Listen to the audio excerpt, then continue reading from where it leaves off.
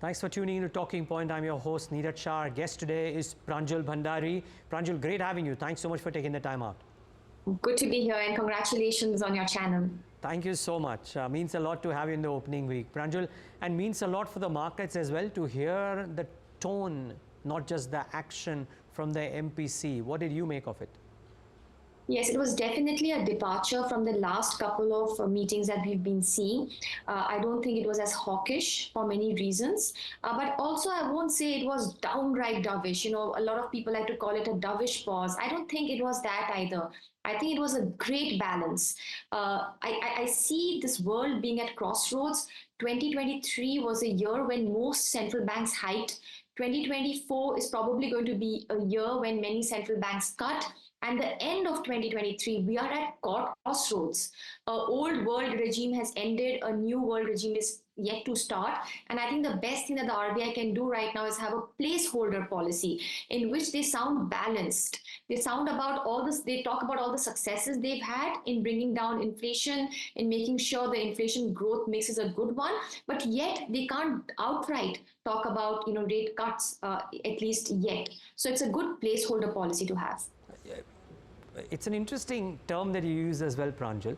Would you reckon that that would be the stance of emerging market economies like India, or if not the other economies, then India in particular, that we will keep on watching out for what some of the other central banks and the larger central banks do and toe that action or that commentary in our actions and our commentary for the better part of 2024? I think so. I think the two unspoken words in this policy were the USD, the dollar, and the UST rates, the US government bond yields. The truth is that compared to the previous policy meeting in October, both have been far more relaxed. The dollar has depreciated, which has been good for the rupee, and the UST rates have come off, which have brought down interest rates across the world to some extent. So I think these are the two sort of important global indicators that literally every emerging market will have to track, when they think about their monetary policy stance over the next year. We also cover ASEAN economies, and I think it's the same there as well, that nobody's interested to hike rates more. They've hiked enough, and yet they are not yet comfortable to cut rates. And I think everybody is looking at Fed to get better signals from that front. So therefore the views around when does the RBI take its first rate action on the downside are split between some people even talking as early as February, to some saying that maybe it could be June. I would love to understand what is your expectation, why is that expectation, is it anchored to what the Fed does, and could it be preemptive in nature, or you don't think so? I think I'll be watching out for two things. One is Fed commentary, what the Fed talks about easing or its expectations of easing in the next couple of quarters. And the second is India's GDP growth. Look, RBI increased the GDP growth forecast, which was increased to a stellar number of 7% from 6.5% earlier for this fiscal year. In my mind, I've never really seen India grow at more than 6.5% while keeping inflation low. With high growth comes high inflation. And if growth does turn out to be as strong as RBI expects it to, my sense is at some point, inflation will start rising a little bit as well, and the room to cut rates will be a bit limited. So I would be looking at where India's GDP growth goes, and I will be looking at what the Fed signals are. In terms of what we are really expecting from the RBI, our sense is next couple of meetings will remain very similar to the meeting we just had in December. I would call them placeholder meetings. Around middle of 2024, which is when we think we'll get a clear signal from the Fed, RBI may act. It may do some limited easing, but we don't think it will have space to cut rates more than 25 to 50 basis points, simply because it's a high growth economy. We are really growing very well in India. So my sense is it will not have too much space to cut rates very much. Yeah, is high growth a bane then, therefore? I'm just trying to understand, because corporate India would have rates being lower, but they would probably take growth over lower rates any day. Are you in sync with the RBI's estimates? Because a few people have expressed a mild bit of skepticism about the optimism that the RBI has expressed on growth versus what their internal assessments were. What's your call? Yeah, look, I don't have much grief with the growth numbers. I do think growth is extremely strong. And I'll tell you what has really surprised on the upside. I think it's rural. There were all the reasons out there for rural to be weak. It's an El Nino year, rains have been challenged, and yet we are seeing rural demand being not as bad as we had feared.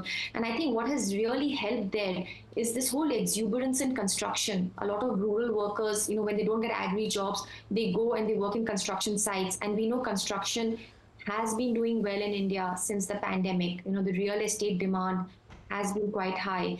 And then we also track data of remittances from urban India to rural India, and that has really gone up. So people who are earning a lot of money in urban are sending it back home to rural. So rural demand is strong. We are seeing it in demand for two-wheelers. We are seeing it in demand for non-durable consumer goods, fast-moving goods in the last couple of weeks at least. And I think all of this is a good signal. So if you have rural not doing too badly, you have urban doing very well, you have the informal sector, which is looking much better today than it did in the past because of us reopening, because of access to credit, which was not the case earlier, then this is very, very strong growth momentum. And unless something really goes wrong, this tends to last for long. So I don't grudge RBI in its very positive, optimistic growth numbers. But where I think is the question mark is inflation. Inflation for FY25 next year, they have it at a low number, sub 5%. And I think most of the market is there. I find some trouble seeing inflation being so low at a time growth is so high. So I think that is where the difference between us and RBI emerges. What's the chance that the RBI turns out to be right, Pranjul, and you turn out to be wrong? What are the factors that could lead to that? I would be very happy if we get. I'm sure you would be. But what are the factors? Right? If you get high growth and low inflation, it's a great, perfect mix. We've not seen that in the past. Generally, growth in the beginning of generally inflation in high growth years in the beginning is very high. Look, when we get a big infrastructure build out, then over time inflation comes down. But while the infrastructure is getting built, there's a lot of demand in the in the system for all kinds of materials, for all kinds of things, and then inflation does go up. So my sense is that in the next couple of quarters we will not be able to see inflation being very low. Also remember, we are getting back-to-back food shocks. Beyond that, yes, in a 3 to 5 year horizon, yes, things could change a lot. But I think in the short run, we have to be sensitive to the risk of high inflation. How would the RBI get it right? Having high growth and inflation low. I think one important factor would be food. If we just see some amazing food inflation turnout, that we get great crops, food inflation falls across the board, then perhaps RBI will be right, and I hope it does. Yeah, but just anecdotally looking at all the data that has come out, reservoir levels, erratic monsoon, so on and so forth, the probability of that happening is low, you would reckon? Well, look, it's not that we are in a very dangerous situation. Like we were there around June, July when inflation was more than 7%. Right now, I think we are sort of in the 5.5% to 6% range for the next couple of months. So it's definitely come off. But yes, we have to be very watchful. Reservoir levels are low, as you said. Our stocks at the granaries are low, so we have to just be careful about it. Having said that, food inflation in India has come down a lot. We are doing a lot of intervention now, buying, selling, importing, exporting, but there can be a few months in which the inflation remains slightly high, so we have to be watchful out there. Pranjul, a quick point here.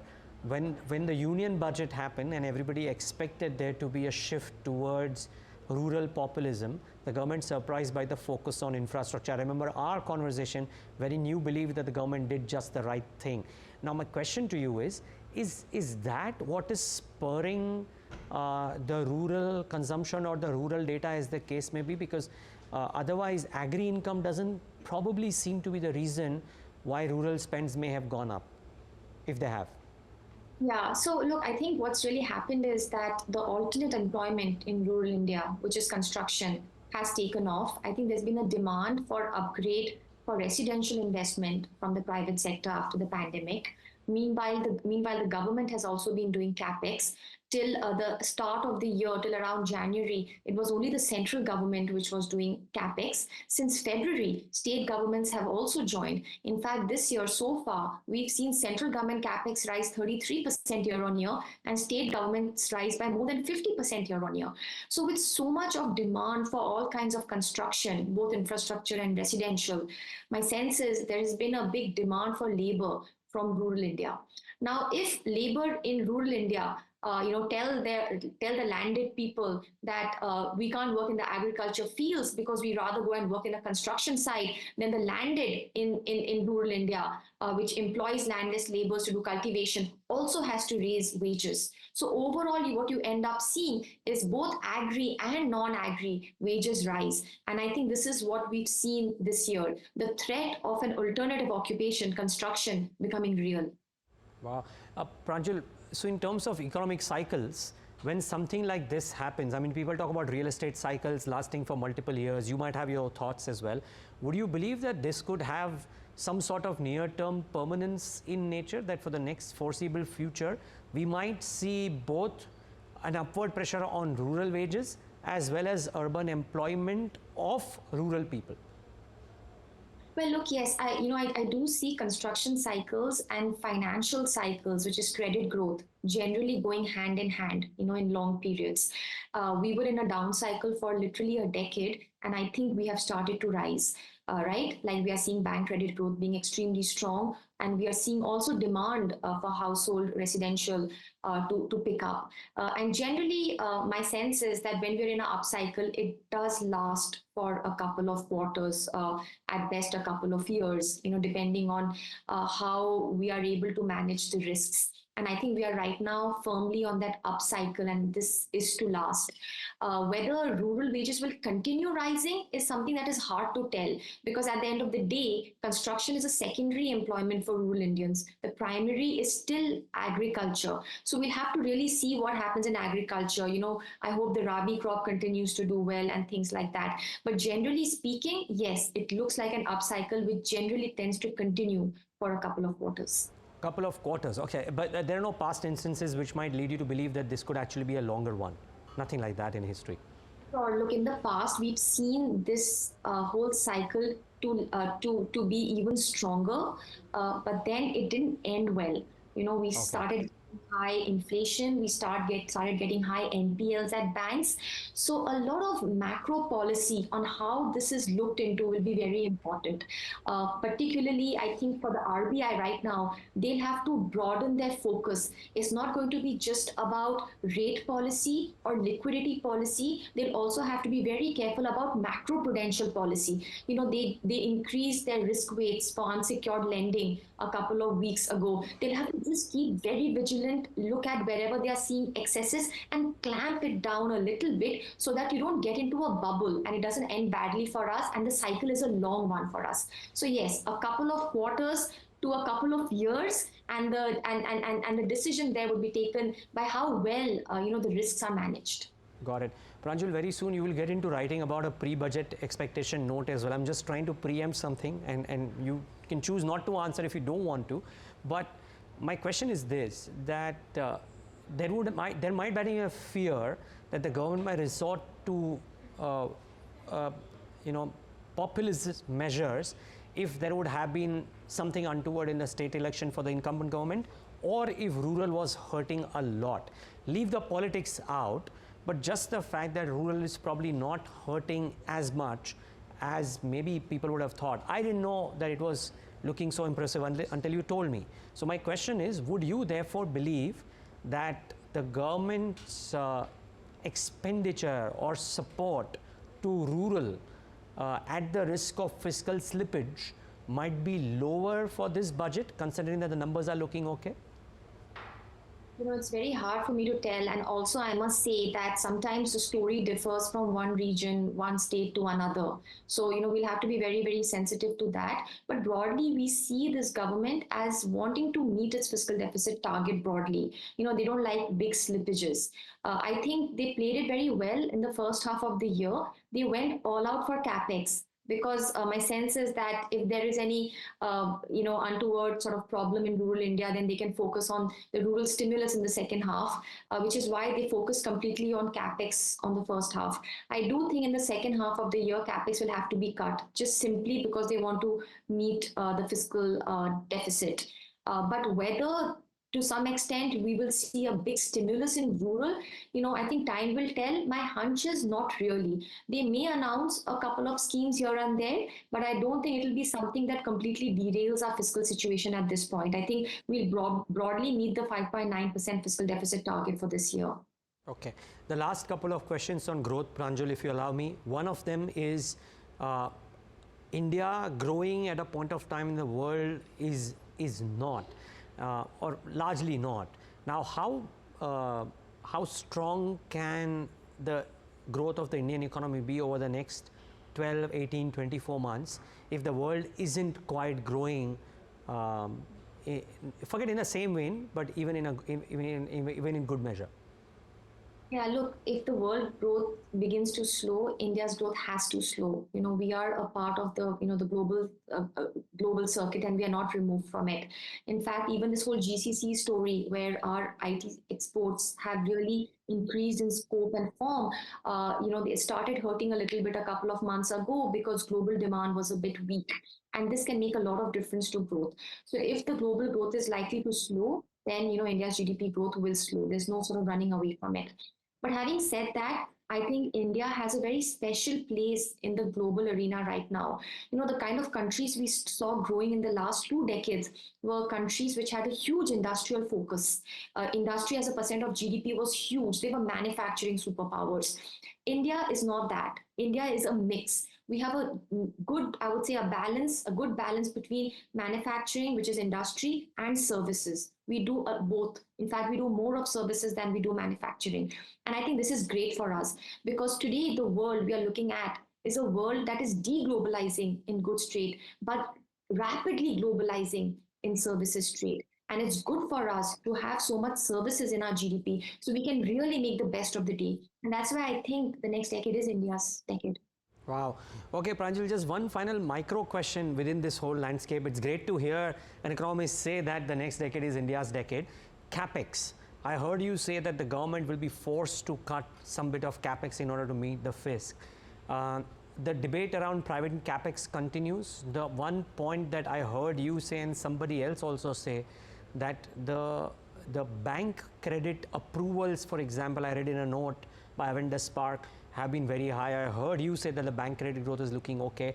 Does private capex come in and pick up the mantle, if not already sometime in the next 6 months, or is it a difficult card to predict, considering what you said that the world economy is also slowing down? It may not pick up immediately because the world economy is slowing down. But if India is to grow well for the next decade, which I'm hoping is the case, it has to pick up, because the two will go hand in hand. You can't have sustained growth without private capex. I'm sure you've heard this many times before, that corporate and bank balance sheets are in a much better place right now. I think we have all the reasons why private capex should rise. But at the same time, there's a lot of macro uncertainty. Interest rates have been up and down around the world. Commodity prices have been up and down. Growth forecasts have become extremely volatile and unpredictable. And I think the macro environment has to settle first before private investors come in a big way. Like, who would want to put money for a 3 to 5 year project when you have no clue where oil is going, where interest rates are going, where growth is going, right? So you really need the macro environment to stabilize. I think globally, if the macro environment is to stabilize around the middle of the year, and then we start seeing global central banks cutting rates a little bit, I think that will be a good environment for even India's private capex to go up. Final point, again, I spoke about cycles, right? Capex around the world is very strongly coordinated, because it's the same things, risk appetite, flow of funds, which really, help capex grow around the world.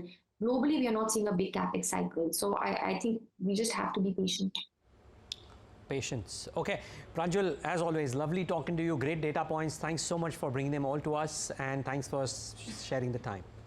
Great to be here. Yep, likewise. And viewers, thanks so much for tuning into this edition of The Talking Point.